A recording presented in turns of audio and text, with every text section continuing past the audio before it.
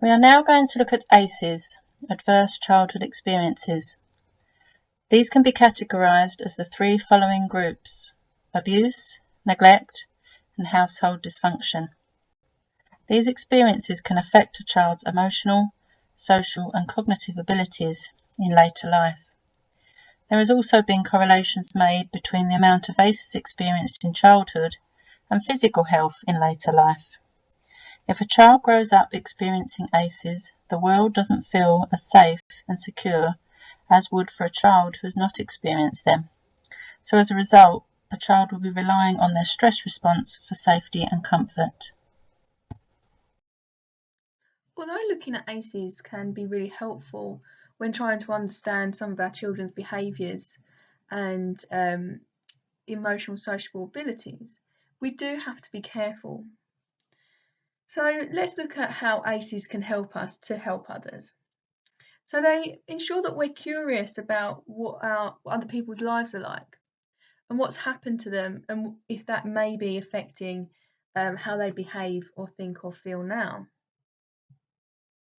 And they ensure that we listen responsibly and support the person and or their family. So it's really important though that it helps us to be aware of an individual's resilience and their coping and support. So if they're not as resilient, we know that this may be a reason for that. And then it helps us to support them and help them grow their resilience. However, it's really important to keep these things in mind when thinking of ACEs.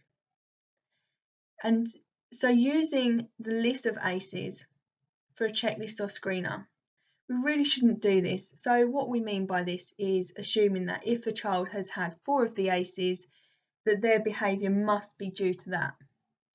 Because what we need to remember is that every child is different. So their resilience levels are different. You may have one child who's experienced one of the ACEs and is extremely traumatised, and it's really affected them throughout their later life.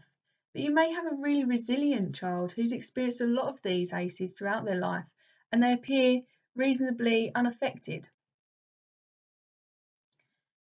So scores are meaningless. Numbers ticked do not equate to a level of trauma or need. Again, looking at the fact that everyone's different, our experiences, our biological makeup, and everything is different. So we can't assume that just because they've got 4 boxes ticked, they'll need a certain amount of support. It's about knowing our child and having those relationships and knowing what they need from that. And ACEs also do not take into account resilience and coping and support, as I've said. So that young person may have experienced lots of ACEs, but also have a really strong support network. They may have grandparents, aunts and uncles, good relationships with their teachers and lots of friends who can support them throughout the process. However, you may have a child who experiences one of the ACEs but has no support networking whatsoever. They may not do very well in school.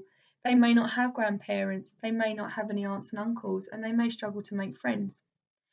So, as a result of having a small support network, that one ACE may affect them much more than the child with the large support network. So, just to sum up, ACEs are really helpful in ensuring that we're curious about the child and questioning could their background be affecting what's going on for them. It's really important not to use them as a scoring background or as a concrete reason as to why this child is definitely behaving the way they are. So we're going to look at what impact ACEs can have on child development. In a stressful situation, our fight, flight, freeze response floods the brain with corticotrophin releasing hormones. We'll refer to these as CRH. This is a normal protective response that lessens once a stressful situation passes. But when repeatedly exposed to ACEs, CRH is continually produced, resulting in the child being stuck in a heightened state of alert. This means that they're unable to return to their natural relaxed state of recovery, meaning they might be reacting to everyday things as if it's a threat to life. So children and young people who are exposed to ACEs therefore have an increased or sustained level of stress. In heightened neurological state, a young person is unable to think rationally and learn, as we'll talk about a little bit more in the next slide, looking at the brain. The common responses to trauma include hypervigilance, so always looking out for stress or danger, hyperarousal, so they may experience emotions a lot deeper and a lot stronger, therefore taking them out of their window of tolerance. You can find the window of tolerance in the concept index.